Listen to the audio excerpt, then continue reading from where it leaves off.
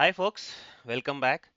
So in the previous set of videos, we have talked about how to set up this in-cluster Google Cloud Service Mesh on the environments which are outside the Google Cloud, basically for GKE on Azure and GKE on AWS. The same process will be applicable for even the attached clusters as well. So I'm not going to, again do the same stuff for other things.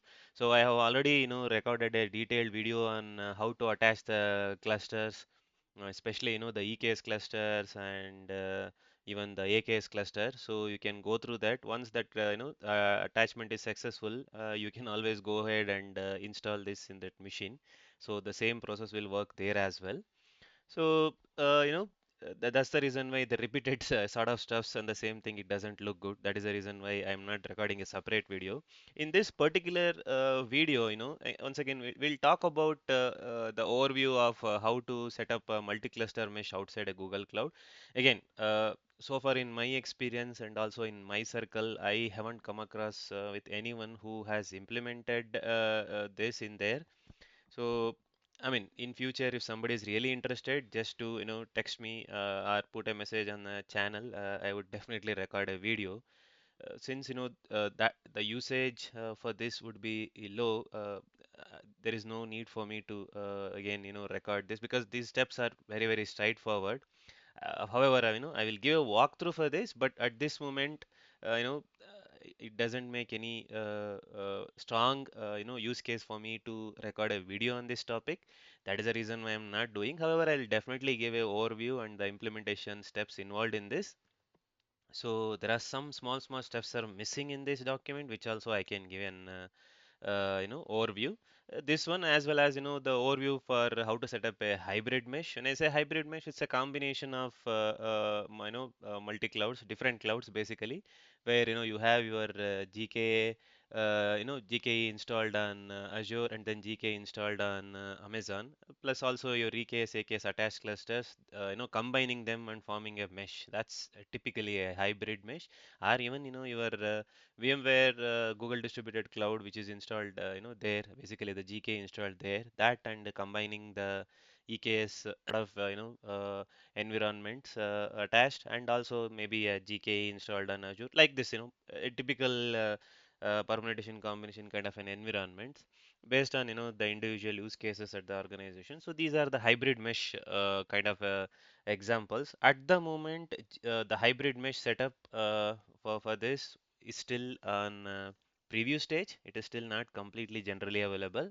So again, it doesn't make any sense for me to record a video on that as well. Maybe in future, once these two things get much more popularized, at that time I'll definitely record a video. Or if somebody is really interested to learn this and they wanted to try and all, just do put a message on my channel. Definitely, I would be recording a video on that at that time. So without wasting the time, let's see what are the steps involved. Again, to install the multi-cluster mesh outside a Google Cloud, one thing you need to note down here. This is a very interesting thing here. If you see here, the ASM CLI create mesh command that you use to enable the endpoint discovery requires all the clusters to be in the same platform. When I say same platform, that means you can form a mesh between two GKE clusters which are created on, two GKE clusters which are created on Azure, or two GKE clusters which are created on Amazon. I mean, sorry, the AWS. The cross combination is in use case for hybrid service mesh, so that will definitely not work. That is what it's mentioned here in the here it's the same platform. And one thing you need to understand, let's assume, in Azure you have created these GKE clusters, in two different region, like for example, East US and West US to something like that. They are sitting in two different VNets. Since that, everything there is the regional resource, unlike, Google where the VPC is a global resource, there the VNet is a regional resource. So let's assume you have a CIDR of two different ranges like 10.0.0/16 for maybe the central US, sorry, West US, and maybe 10.1.0/16 for East US. These are two different. Always you need to remember that the CIDR should not uh, you know Match means you should use a different CIDRs, they should not collide each other. And also, you need to ensure that there is a pairing between these two VNets, and also you have to put a necessary firewalls, which is not mentioned in this documentation. However, if you want to try that, you need to keep in mind that VNet peering is required, and or you can create both of these clusters in same VNet, then you need not to worry at all. But if you are keeping it in a two different VNet in two different region, so you need to remember that VNet peering should be in this place, and also a sufficient firewall route to enable the necessary ports like 15022, 15443, something like that, whatever we come across for the Istio, typical Istio implementation ports. So those also you need to whitelist. So that is something which you have to take care in advance even before starting this. Implementation steps for multi-cluster mesh. Similarly, for two identical AWS scenario as well, means the GK in AWS. So there as well, you need to do the VPC pairing, and you need to have a sufficient firewall in place so that this can work. So with those kind of prerequisites, again, one more prerequisite, both of these GK clusters which are installed in either Azure or Amazon should have the in-cluster service mesh installed in advance. So with that aspects, so let's see the implementation steps. What they're doing is they're setting couple of environment variables like the project number, which would which would extract from your fleet ID. And then here is the interesting thing. It requires this mesh ID to be in this particular format, like proj hyphen the project number. This is the standard which Google has recommended to keep the mesh ID. So you need to keep your mesh ID in the same. And your ASM CLI for this multi-cluster mesh expects your cluster name to be in a particular format, like CN hyphen your fleet ID followed by the cluster name. So you need to maintain this format only. And they're setting some shortcuts for contexts since these are two different. And the one which you need to refer here is this with mesh CA, not this. This is for the existing Anthos clusters, how do they can migrate it to in-cluster cloud service mesh. Whereas in your case, this is an existing Azure, AWS and attached, so you need to use this. So here is another interesting factor is your network here. So network, since they are into two different VNets, then you need to supply this network in advance while creating a mesh itself. So the same network you have to use here itself. That is what it is clearly mentioned here. So apart from that, I have seen in previous videos that when you do ASM validation and ASM install, it is going to create a directory. I think in my case, I have created it as a test directory inside which you will have a couple of samples and ASM scripts and all those things. So within which you have this East-West K concept. So the concept is simple. What it does is, since these are two different clusters, to communicate between them, it is going to create a gateway. For example, in the cluster 1, there will be a dedicated gateway for cluster 2 to communicate. Similarly, in a cluster 2, there is a dedicated gateway for cluster 1 to get communicated. So, that's why I said the network plays a crucial role here. So you need to have sufficient VNet in and the firewall rules placed because these networks are not sitting in GKE. That is the reason why the cloud where it is sitting has to be, very precise in terms of this networking stuffs, like, basically adjusting the firewall rules and the connectivity and all those things. So with that, aspects and further thing is one more this opening the star dot local. Since within the gateway, what we are doing is we are opening all the services for local, basically so that that gateway can communicate each other. That is what it is mentioned here. The clusters are separate networks, so you need to expose all star dot local. So that's a typical use case where I said that because since in let's take an example of an Azure, since they are sitting in two different VPCs, so that means they're sitting in two different networks. So that is the reason why in order for them to get communicate to each other, we are opening the star dot local on for a particular stuff. That's why this expose service that YAML, that is what it is going to do. So that you need to do on both the clusters, and then finally creating a mesh out of which using ASM CLI create mesh. Then the same hello world example, whatever we have used in our multi-cluster mesh for the GKE managed, same thing I am performing here by deploying two different sample applications and then a sleep command, and try to distribute the traffic on both and checking it. Same thing. There is not something new which you guys have already learned in the manage cluster GKE mesh. So as I said, you need only thing you have to be a little bit careful here is in terms of networking aspects. The rest all the process is same rather than GK built-in commands. You are just using ASM CLI. That is something which is inherited from Anthos service mesh days. So apart from that, the process six almost at the same place wherever it was sitting in GKE, multi-cluster mesh for managed one. So there is not much difference except using the Anthos CLI, but only thing I repeatedly say, only thing which you need to pay attention is the networking aspects. So in Azure, as I said, between two VNets, provided if they are in two different networks, there should be a VNet pairing. Similarly, for the AWS as well, VPC pairing. If they're sitting in a same VNet, then you need not to worry that because they are in the same VNet, the subnets may be different, but it will work smoothly.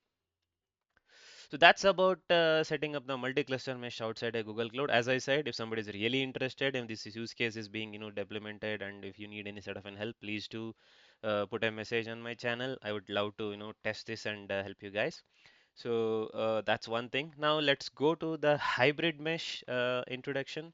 Again, as I said, it is still in preview.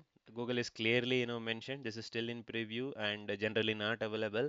I'm not sure when it is going to be generally available. Maybe you can see the instructions here.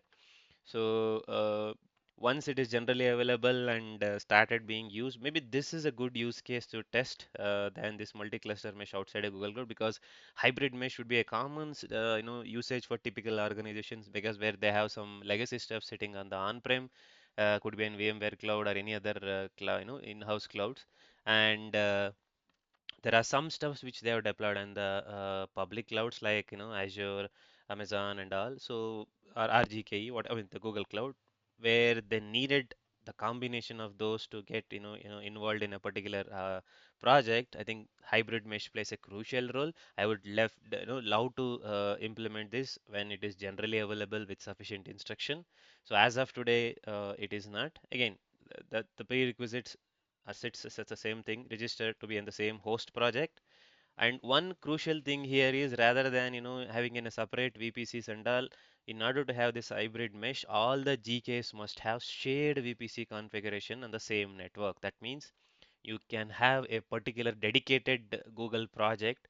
There you implement the shared VPC, and then you create a different subnets for different GK clusters, all those things, and you can start leveraging them with sufficient IAM roles and principles. So that is what they are saying. So this is a very crucial step which you need to remember. And if you see one more crucial thing here, private clusters, including GKE private clusters, are not supported. So if you're using on-premise clusters, including Google distributed or any other things and all, so you need to be very, very careful, because at the moment it is not supported for private clusters. So again, it is recommended to use Mesh CA. If you're using Istio CA, same root certificate for all, you need to uh, you know use, and all those things kind of and restrictions are there. That is the reason why you should not have that kind of a headache when you have a wonderful kind of features presented by the Google itself, which is a Mesh CA. I always recommend to use Mesh CA because that is something Google managed and it is easy to implement.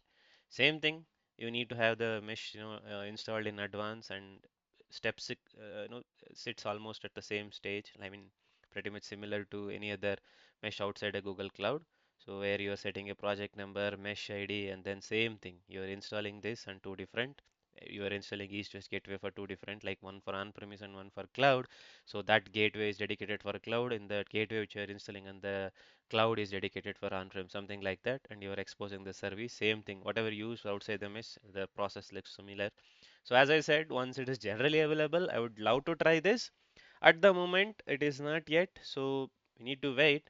So that's very short overview about multi-cluster mesh outside a GKE and hybrid mesh. So with this, I think we have covered in detailed stuffs about the service mesh. I think I have recorded more than 8, 9, 10 videos, I guess. I don't remember exactly, but yeah, where I have covered the introduction to, in general, what is service mesh, and then what are this Google Cloud Service Mesh, how it is, originated, right from the Anthos service mesh to traffic director, how this newly cloud service mesh is playing a crucial role.